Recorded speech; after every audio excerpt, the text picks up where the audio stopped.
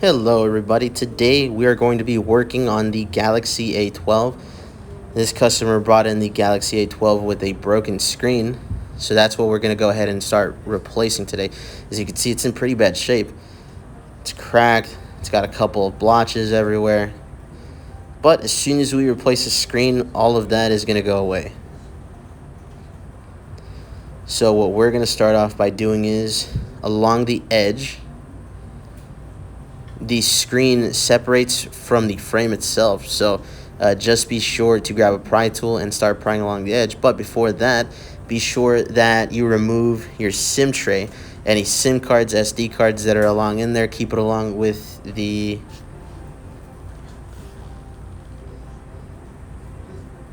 alright, so here, just go along the edge, you get your pry tool, don't pry into it too much, you only need a little bit of it.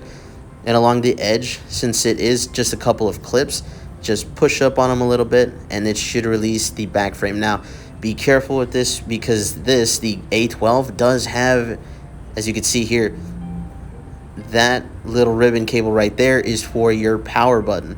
So if you tear that, you're not going to be able to power on or power off your phone. So just be sure that's just clipped in. Just be careful removing it. You can pop it right off. And after that, we're going to start by removing all of these screws. Now, these screws don't have any set specific size. You don't necessarily have to organize these screws. You can if you choose to. But we're going to go ahead and, for the sake of the video, organize them. But you don't have to. So there's two sets of screws you're going to be removing. There's a couple screws on top that you're going to remove. And then down below near the charging port, there's another couple screws that you're going to remove off of that.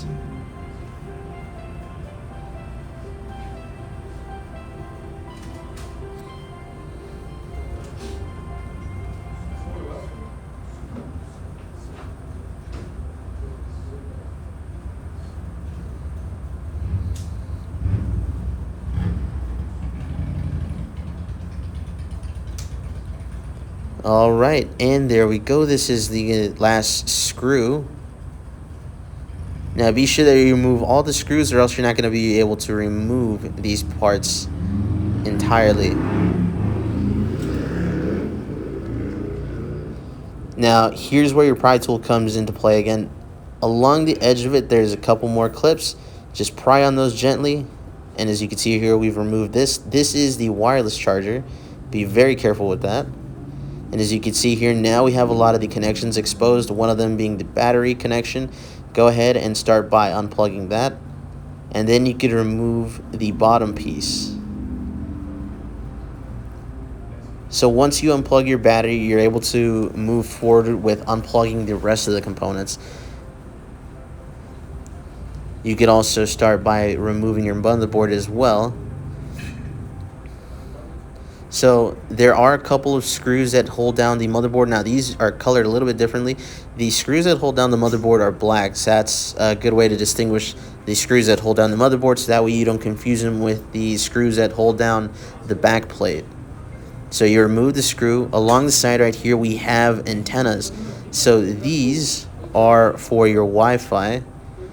They go along a groove along the side of the screen and you just be able to remove that very easily.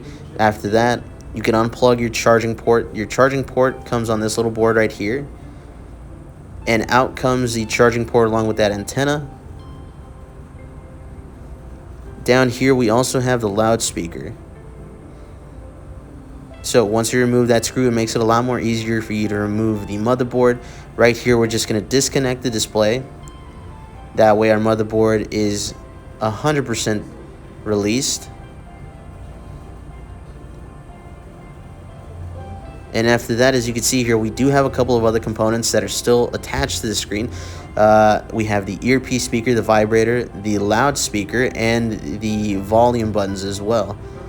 So these have all been preheated. It's not as simple just to pry up on them. The screen has been preheated. And after it's been preheated, you're able to remove all these components. It makes it a lot more easier. So we've already gone ahead and started by removing our loudspeaker. Next is our vibrator. After that, we're going to go ahead and remove our earpiece speaker. So just pull up on that nice and gently. And as you can see here, and this is something common that can happen, it's a little bit dirty. So what we're going to do, just to give our customer a little bit of a better repair, and just for that added extra touch, we're going to go ahead and clean it off. All you need is just a standard toothbrush, not something too complicated, and you're able to remove all that excess dirt off of there. So for the battery, we've already gone ahead off screen. We've used isopropyl alcohol. We use 70% isopropyl alcohol, and we use a heating pad to remove the battery. The isopropyl alcohol makes it a lot more easier to remove the battery once it's nice and heated up. So there's no struggle. There's no having to pry up on it too gently.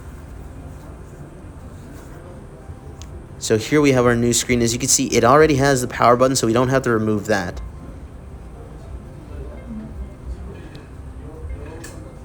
It has all the connections, so there's no having to transfer connections between the screens as well.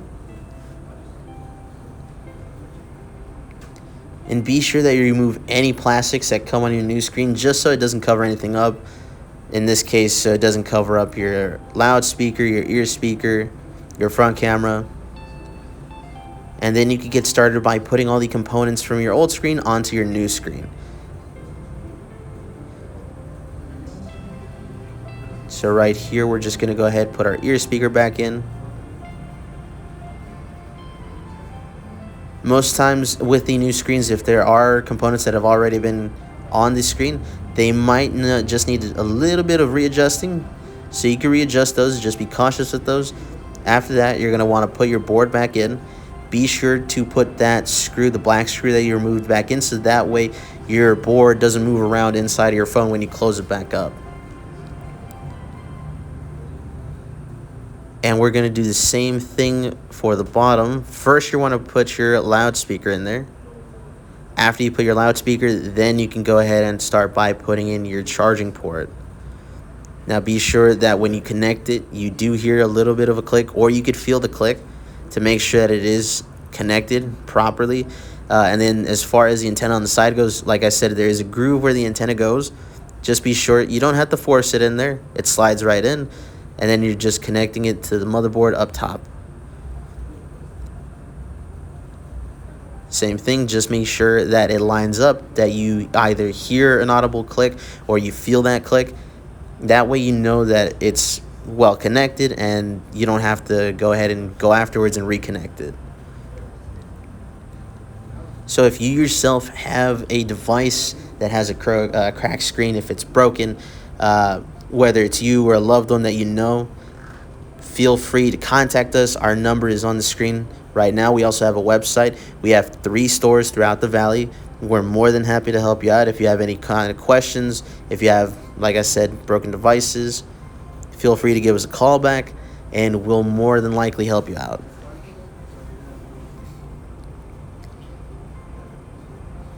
So after all that's done, after all the components have been put back in, you're going to go ahead and put all these screws back in. Now remember, I said that the screws aren't different sizes, they're all the same size.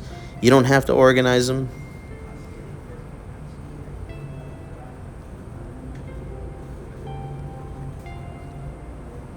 Be sure that your battery is well connected, and afterwards we're going to do the same thing for the top. There are a couple of clicks, be sure that they click right in, and after that just follow it up with the screws. If you enjoyed the video, if you find this kind of thing informative, please, it helps us out a lot.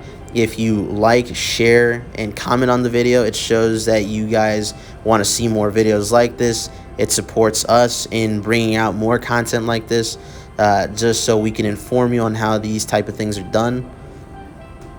This is something that we like to, take pride in, repairing your device. So please, like I said, like the video, share the video, comment. If you have any questions, feel free to call us, and we will be more than glad to help you out. So afterwards, once everything's put back in, the ribbon cable that you disconnected at the beginning, be sure to connect that in, or else your phone's not going to be able to power on, because that ribbon cable is for your power button. After that, along the edge of the frame, just go ahead and push down on it, not too much force. You're going to feel the click, you're going to hear the click once it clicks right in. And it should click all around the edge. After that, just put your SIM tray back in. If it has any SD cards, any SIM cards, put them back into the SIM tray and reinsert the SIM tray back into the phone. And as you can see here, we've powered on the phone. And if I do say so myself, it's looking mighty fine. So yeah, like I said, if you have questions, if you like the video, please share it, comment down below.